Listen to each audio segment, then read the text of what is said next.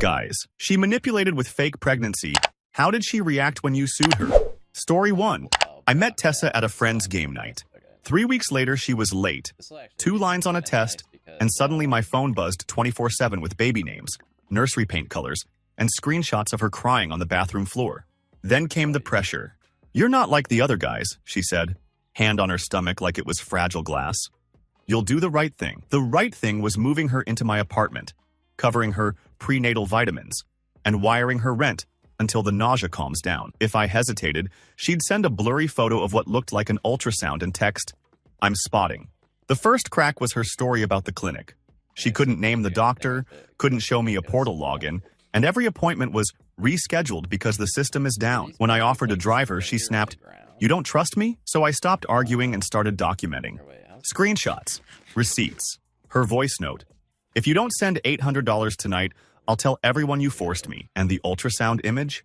Reverse search showed it was from a 2017 mommy blog. My lawyer filed for fraud and extortion.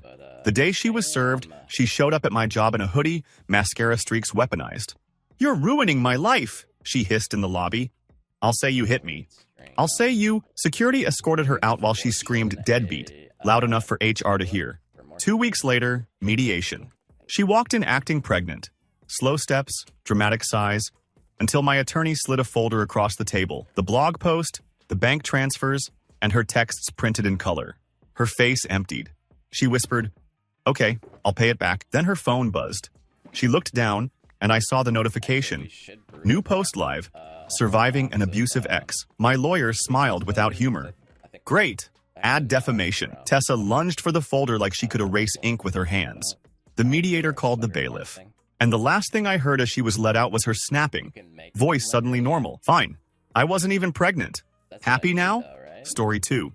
I didn't date Maya. I escaped Maya. She was my girlfriend for 6 months.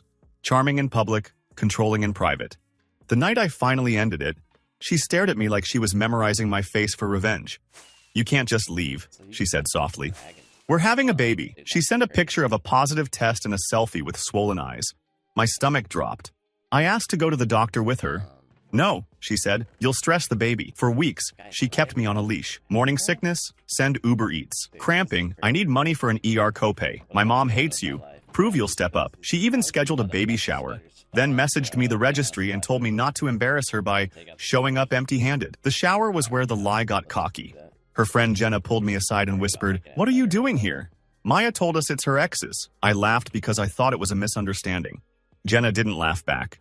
"Dude, she told 3 different people, 3 different dads." That night I asked Maya, calmly, for a clinic appointment I could attend or any paperwork. She exploded. "You're calling me a liar? After what you did to me? What did I do?" She leaned in, eyes bright. "You know, the next morning my sister, an ER nurse, looked at the doctor's note Maya emailed me and said, 'This letterhead is fake. And this isn't how we write gestational age.' I filed in small claims for the money she'd taken and a civil complaint for fraud. When the process server found her at a nail salon, Maya called me screaming so hard I had to hold the phone away. 'You're punishing a pregnant woman. You're not pregnant.' Silence. Then, 'How dare you?' Court day. She came in wearing a loose dress and a practiced tremble. She told the judge she miscarried because I abandoned her. My lawyer didn't argue. She asked one question. 'Maya, can you tell the court the name of the clinic where you received prenatal care?' Maya froze. Then she blurted out a clinic name in our city. My lawyer stood. 'Your Honor, that clinic provided a sworn affidavit. Miss has never been a patient.' Maya's throat worked like she swallowed a rock. The judge's face didn't change, just got colder. 'Miss, perjury is not a vibe,' he said. Maya turned and stared at me like she wanted to set me on fire with her eyes. And for the first time I realized the pregnancy was never about a baby. It was about control. And when she lost it, she finally showed up as herself. Story 3. Leah was an influencer. I was the private boyfriend she kept off her feed like a secret brand deal. Our relationship was basically, I pay for dinner, she posts soft life, and I pretend the ring light is normal. The fake pregnancy started the night I told her I was done. She sent me a video, her hand shaking, a pregnancy test in the other. "I can't believe this," she sobbed. Then the next message. "I'm going live tomorrow. I don't want to, but people will notice if I'm sad. Help me handle this." Handle it meant money. For appointments.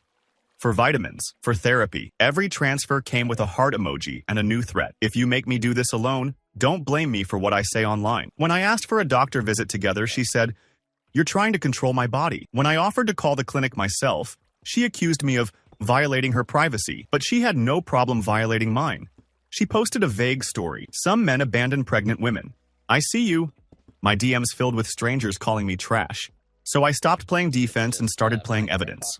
I pulled the metadata on the ultrasound photo she'd sent, taken years ago, edited yesterday.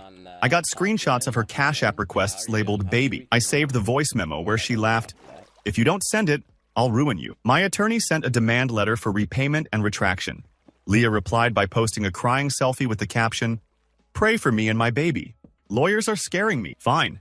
We sued for fraud, defamation, and intentional infliction of emotional distress. The first hearing wasn't dramatic until Leah tried to bring her followers into the courtroom. 3 girls in matching hoodies showed up filming. The bailiff took their phones. Leah pouted like a child denied candy. On the stand, she swore she was pregnant. Until recently, my lawyer asked for the name of the OB. Leah said, "I don't remember." My lawyer asked for any appointment record. Leah said, "It's on my old phone." My lawyer asked why she told her followers I abandoned her when she'd never been pregnant. Leah snapped, "Because he deserved it." That's when the judge leaned forward. "Miss, did you just admit you fabricated a pregnancy to extract money and damage his reputation?" Leah's eyes widened. She looked around like someone would edit this moment for her. "No," she whispered, "that's not what I meant." But the court reporter was typing anyway. Afterward, outside the courthouse, Leah tried to go live again, until her attorney grabbed her wrist and hissed, "Stop! You're turning your settlement into a felony." Leah stared at the phone like it betrayed her. And I watched her realize the one audience she couldn't manipulate was the law. Story 4. Brooke and I were married. That's what made it worse, because she knew exactly which buttons still worked on me. We were separated, paperwork in progress. She called at midnight, voice tiny. "I'm pregnant," she said. "Please don't hang up." My first thought wasn't suspicion. It was panic. We'd tried for years and failed. If it was real, it changed everything. Brooke cried about high risk, about needing injections, about how her insurance didn't cover fertility complications. I paid thousands. I told myself it was for my child. Then she started using it to rewrite our divorce. "You'll keep paying alimony," she said, sniffing. "I can't stress the baby with court. You'll sign the house over," she added later. Nesting. "It's what good dads do." When I asked to attend an ultrasound, she said, "My mom is coming. It's a women's thing." So I waited outside the clinic like an idiot, bouquet in hand, because she'd promised to wave from the lobby. She never showed. The receptionist finally told me, "Sir, there's no appointment under that name today." I called Brooke. Straight to voicemail. That week I hired a forensic accountant as part of the divorce. Because if she was lying about this, what else? The accountant found Brooke had been sending my baby money to a man named Darren. Hotel charges, weekend flights, jewelry. My attorney filed an emergency motion. Not about the pregnancy, about fraud and dissipation of marital assets. Brooke was served at Darren's apartment. She went nuclear. She emailed my employer. He forced me to get pregnant. She messaged my mother, "Your son killed my baby." She posted in our church group, "Pray for my miscarriage." Except, 2 days later, she was tagged in a photo at a rooftop bar, tequila in hand, captioned, "Finally free." Court came fast. Brooke arrived with a bump that looked arranged. She brought her mom, her pastor, and a stack of medical bills printed on plain paper. The judge listened, expression unreadable, then asked my lawyer, "Do you have a response?" My lawyer turned on the screen. Darren's Venmo note, "Thanks for the baby scam." The bar photo timestamped the day she claimed she was in the ER, and a notarized statement from the clinic. No patient, no pregnancy records, no visits. Brooke's pastor made a sound like air leaving a tire. Brooke stood up so quickly her chair scraped. "That's private." "That's..." The judge cut her off. "What's private is your shame. What's public is your fraud." She tried to cry. No tears came. Just this ugly, flat rage. As we left, she hissed, "I'll ruin you anyway." My lawyer didn't even look at her. "You already tried. Now you're paying for it." And for the first time in years, Brooke's threat sounded small. Story 5. I'm a paramedic. I've held real babies. I've watched real mothers bleed. So when Nia told me she was pregnant after 2 dates, my brain screamed that something was off, while my heart still wanted to be decent. She said she didn't want drama, just support. Support looked like cash for prenatal care, a new phone because radiation, and a lease on a bigger place because the baby needs stability. The red flag parade turned into a marching band when she demanded I sign an acknowledgement of paternity before she'd even had a first appointment. It's just paperwork, she smiled. If you're not a deadbeat. I said no. That's when she switched from tears to threats. I can make you famous, she texted. Your department won't love the headlines. Then she sent a cropped photo of a sonogram with my last name typed underneath like a label. I went to the clinic listed on the image during my break. The receptionist squinted and said, "This template is from our old system. We stopped using it years ago." I asked my supervisor for advice. He didn't judge, just said, "Document everything. Don't meet her alone." I sent Nia one message. "If you're pregnant, I'll go to every appointment with you. If you're not, stop." She replied, "Cash, or I'll post." So I filed a civil suit for fraud and harassment, and I requested a restraining order. She was served outside a maternity store because apparently she wanted witnesses. Her reaction was theatrical. She dropped to the sidewalk, clutching her stomach, and screamed, "He did this!" People filmed. Someone yelled, "Call 911!" I stayed in my car across the street, hands shaking, watching strangers build her story in real time. 2 cops arrived. Then an ambulance. My ambulance.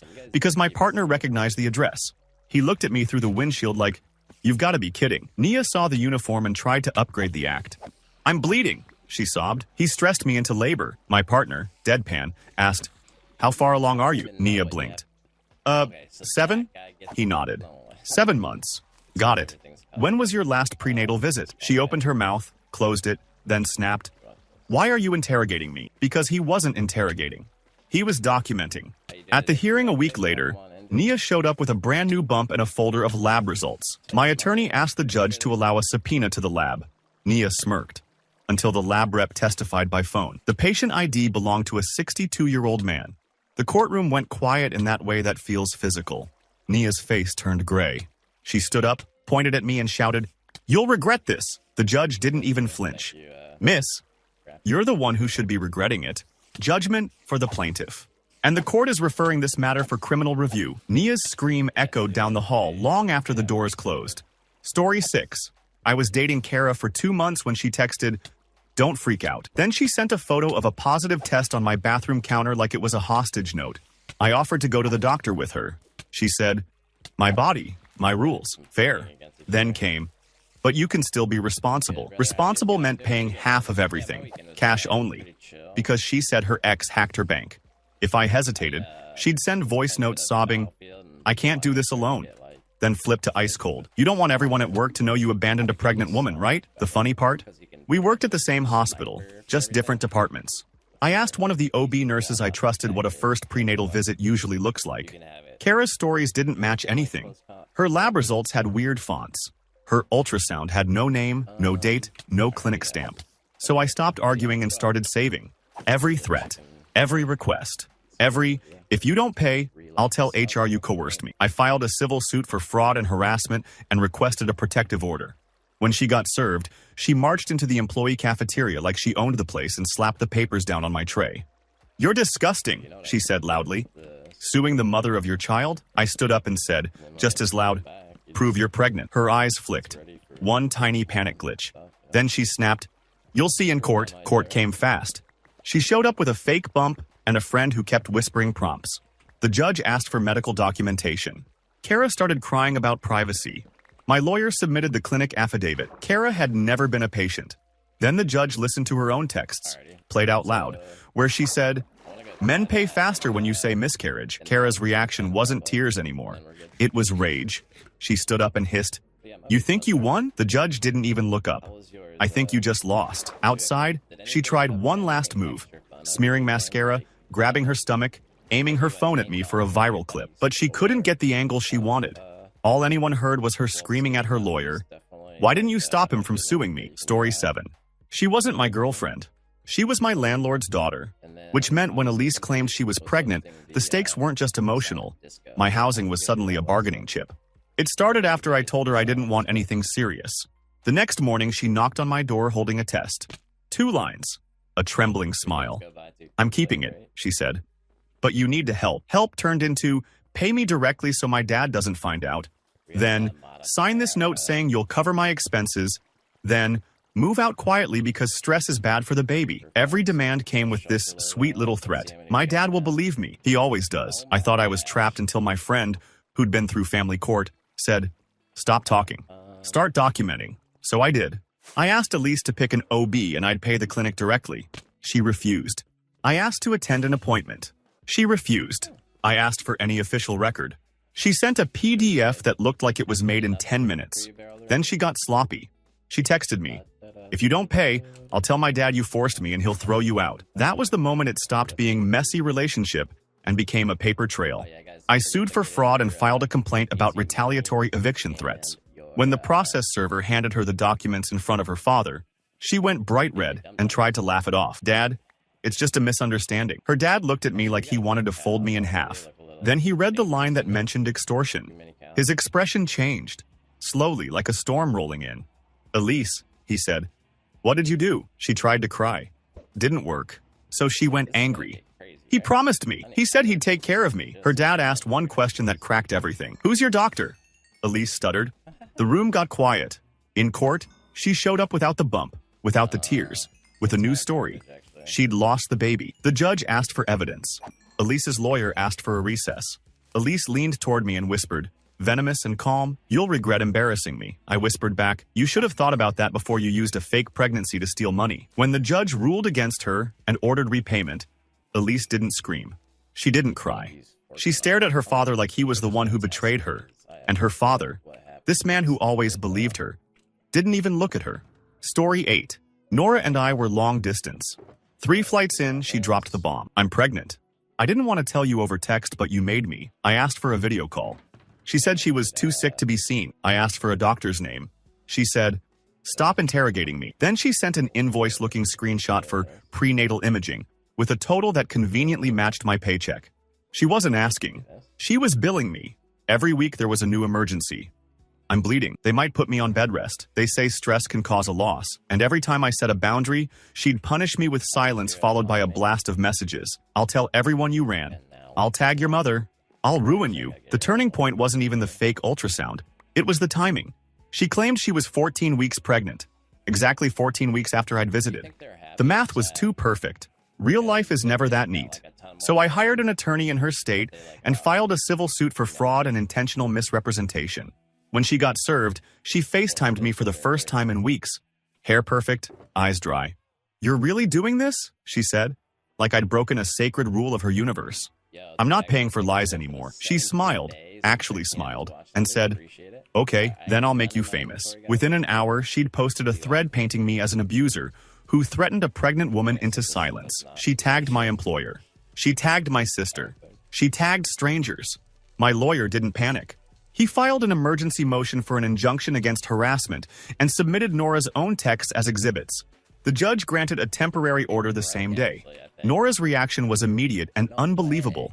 She posted again, crying now, saying the court was silencing women, except this time, she accidentally included her browser tabs in the screenshot. One of them was literally how to fake pregnancy ultrasound. At the hearing, her attorney looked like he'd aged 5 years.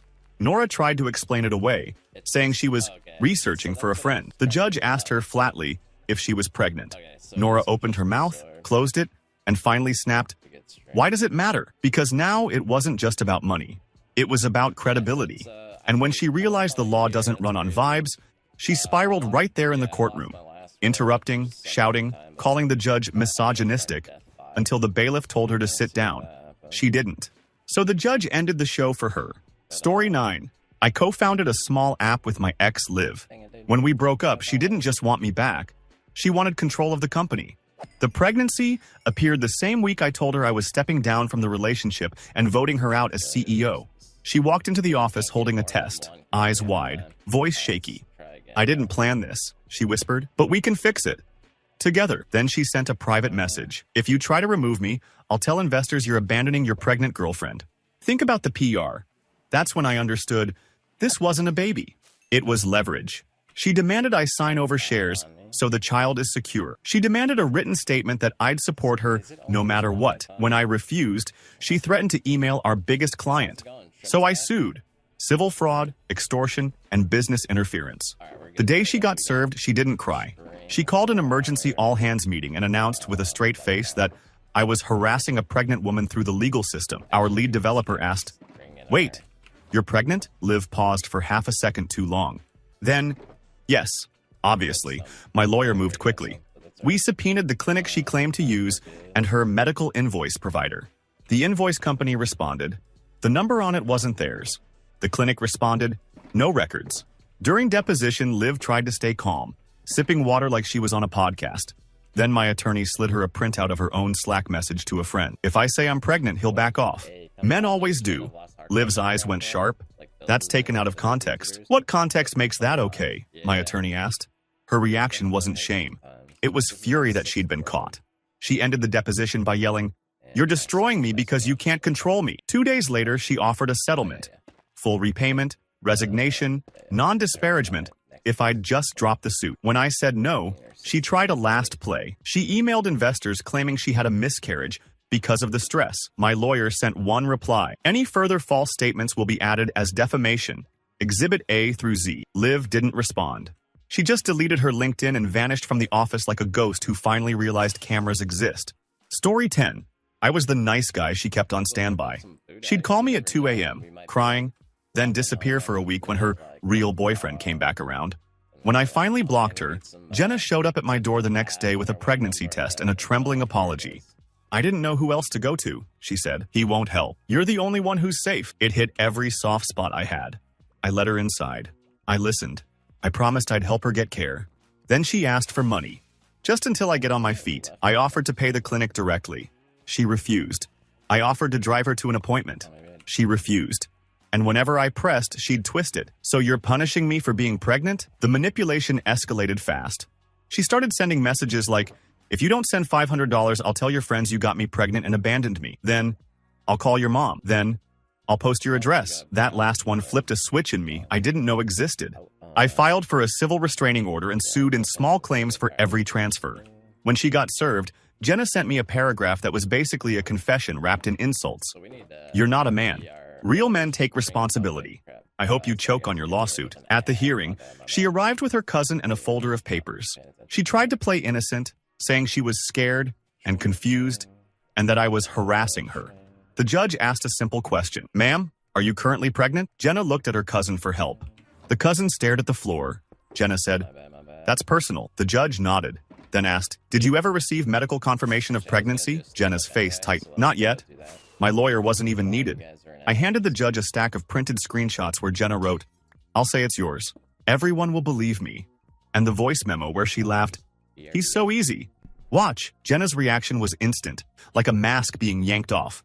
She stood up and shouted, "You recorded me? You're a psycho." The judge didn't raise his voice. He just said, "Sit down.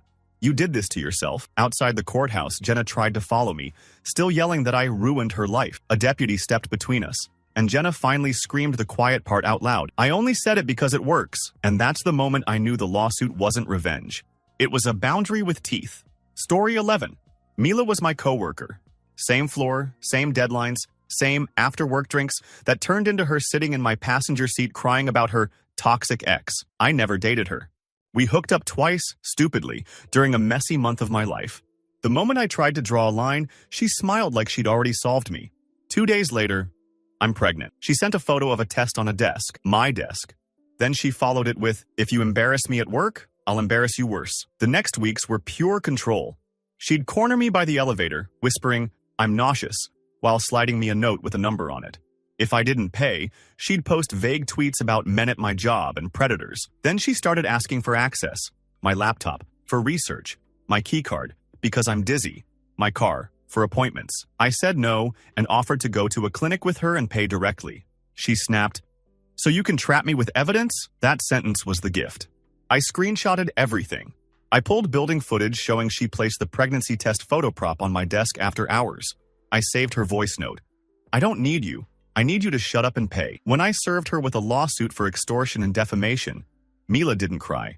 She went straight to HR with a news story. I was retaliating because she was pregnant. HR scheduled a meeting. Mila walked in rubbing her stomach dramatically, until my attorney, yes, I brought one, asked HR to play the audio file. Her own voice filled the room.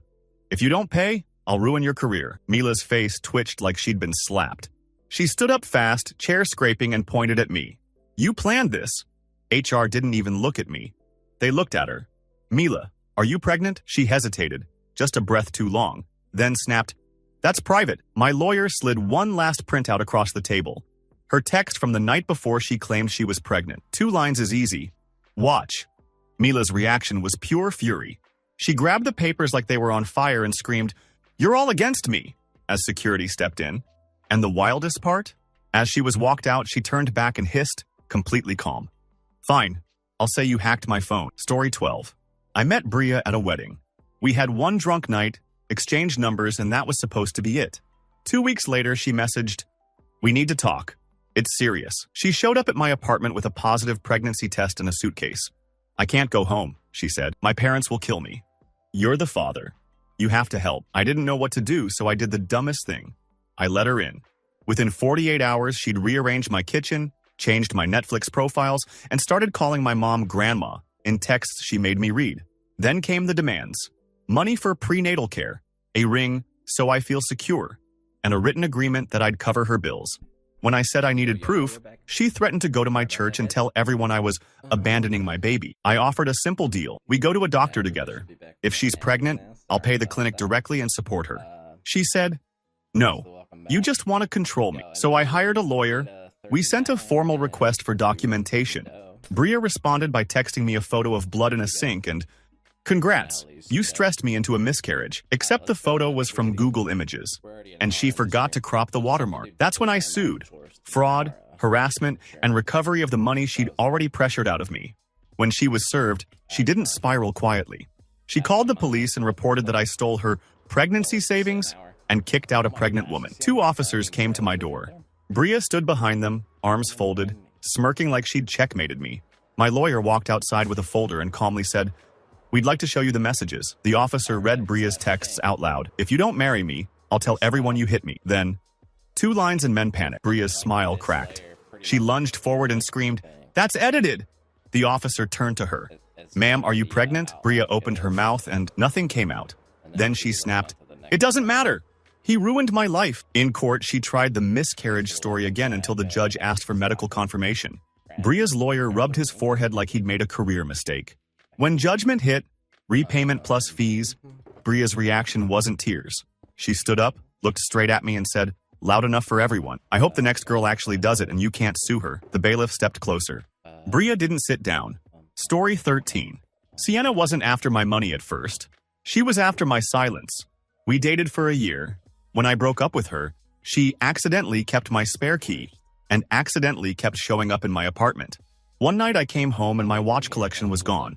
3 pieces my dad left me. Sienna swore she didn't take them. Then she hit me with, Also, I'm pregnant. It was so sudden my brain couldn't keep up. She went from, I didn't steal anything to, you can't stress me, it's bad for the baby, in one breath.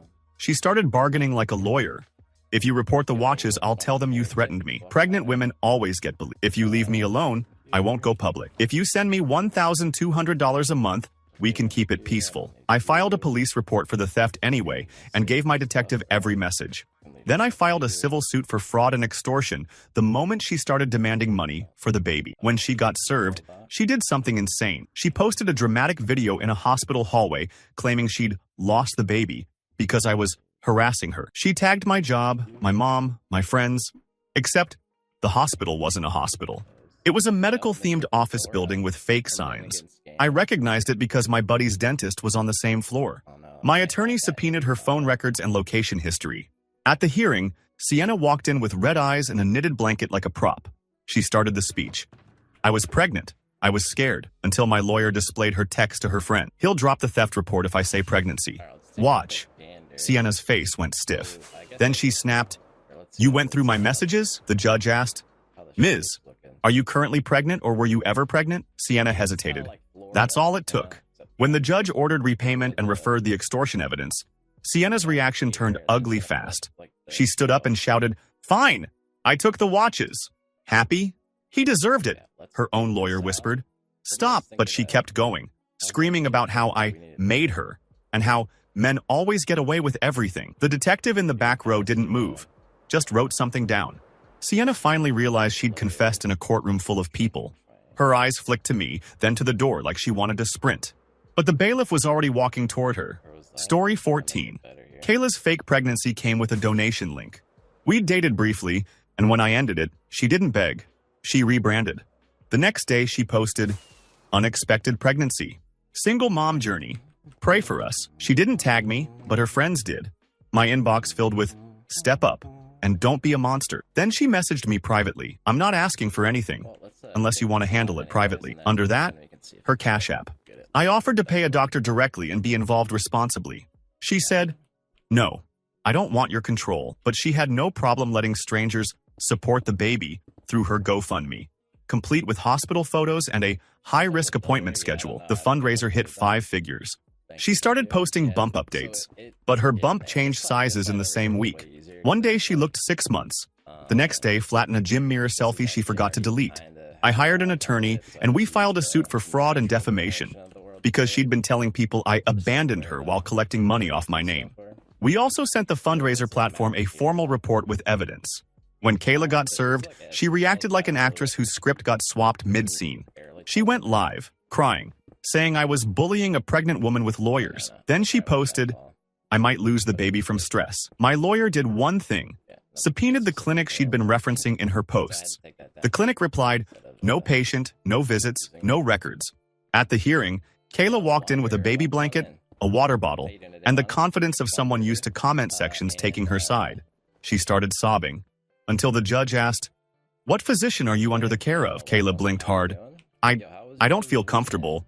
The judge cut in. "Then you'll feel comfortable returning the money you collected under false pretenses." Kayla's reaction snapped from tears to rage. She shouted, "Those people donated because they love me." The judge leaned forward. "They donated for a baby that doesn't exist." Her lawyer tried to calm her down. Kayla yanked her arm away and screamed, "He's jealous, I'm thriving." Then the judge granted the order to freeze the remaining fundraiser funds pending investigation. Kayla stood there, shaking, staring at her phone like it had betrayed her. Outside, she tried to go live again, thumb hovering over the button, until her attorney said, loud enough for me to hear, "If you keep talking, you're going to make this criminal." Kayla's face twisted. She hit record anyway. Story 15. Alina told me she was pregnant the same day she asked me to marry her, because her visa was expiring. We'd been dating casually, nothing serious. But she suddenly showed up with a positive test, crying, saying, "If we don't marry, I'll be deported and the baby will grow up without a father." I offered to slow down and do things correctly. Doctor visit, paternity plan, legal advice. She refused and pushed one solution only, marriage, immediately, plus a signed statement that I'd provide full support. Then the threats started.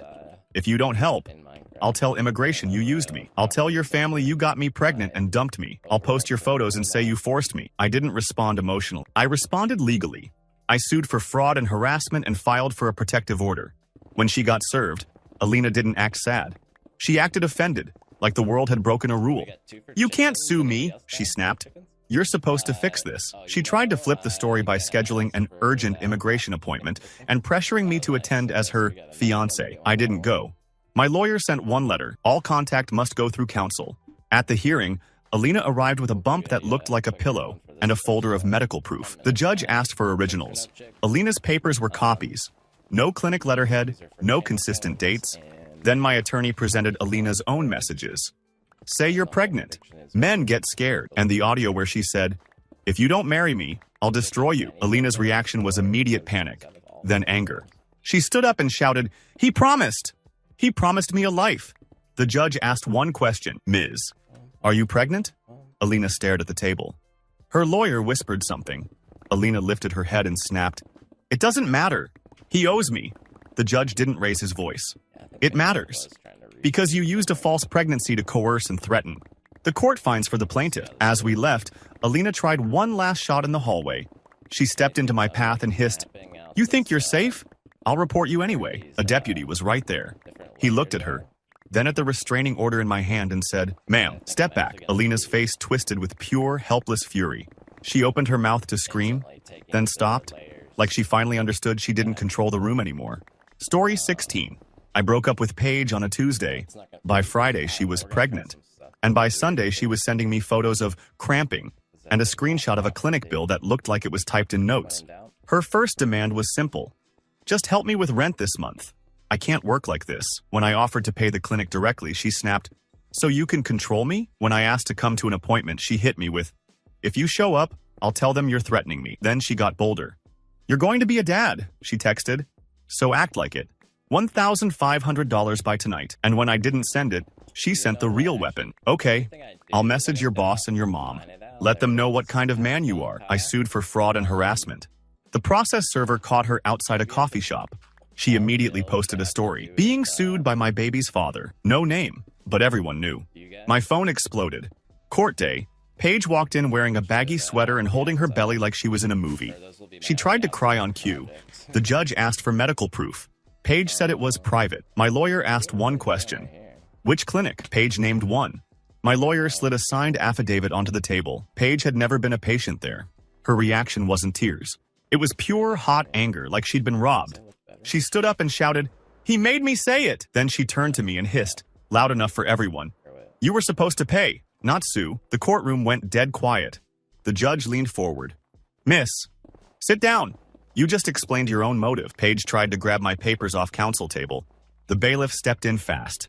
And as she was pulled back, she screamed the part she didn't mean to say out loud. I only needed it until I found someone else. Story 17. Mallory didn't fake a pregnancy to get money from me. She faked it to poison my new relationship. I moved on fast, met someone normal, calm, kind. 2 weeks into dating, my girlfriend got a DM from an unknown account. A positive test photo, a blurry ultrasound, and a message. He got me pregnant and left. Ask him why. Then Mallory texted me from her real number. If she leaves you, maybe you'll remember who you belong to. I begged her to stop. She responded with a laughing voice memo. I'm not doing anything illegal. I'm pregnant. I'm just telling the truth. Then she demanded support, like the lie came with a subscription fee. I sued for defamation and harassment. The minute she got served, she went full victim mode online. Crying videos, vague captions about men silencing women, and more posts implying I was a deadbeat. My lawyer didn't argue on Instagram. He filed an emergency motion and subpoenaed the source of her ultrasound. Turns out the image was from a fertility clinic training manual, a PDF still available online, with the same exact scan and the same little arrow annotation. At deposition, Mallory kept smiling like she could charm facts into changing. I was pregnant, she said. Then I lost it. My lawyer slid the manual across the table and said, then explain why your ultrasound is on page 12. Mallory's smile died. Her eyes got sharp. She leaned forward and whispered, you're doing this to humiliate me. My lawyer didn't blink. You did it to yourself. Mallory's reaction was a spiral in real time. She started shouting that everyone was against her, that my girlfriend stole her life, that the court was misogynistic. Then she lunged for the exhibit like she could delete ink. Her attorney grabbed her wrist and said through his teeth, stop talking. Mallory yanked free and screamed, fine, I made it up. Are you happy now? The court reporter kept typing anyway. Story 18. I'm in the military, which meant when Hannah claimed she was pregnant, she didn't just threaten my wallet. She threatened my career. We dated quietly for 3 months. When I ended it, she sent a test photo and a message that made my blood run cold. If you don't cooperate, I'll report you. Command will believe a pregnant woman. Cooperate meant cash, plus me signing a statement that I accepted responsibility. If I asked for an appointment, she said, no doctors. Too risky. Just pay. If I pushed, she'd send, I can ruin you with one phone call. So I went to a civilian lawyer and sued for extortion and fraud. When she got served, she reacted exactly how she promised. She called my command and claimed I'd threatened her, except she forgot something. I'd been documenting every text, every demand. And the night before she called, she'd sent me a voice memo. If you don't pay, I'll say you scared me. It'll be fun watching you panic. The investigation meeting was brutal. My commander, legal, me sitting there sweating. Hannah showed up with a fake bump and shaking hands. She tried to cry. Then legal played the voice memo. Hannah's face changed instantly, like her brain hit a wall.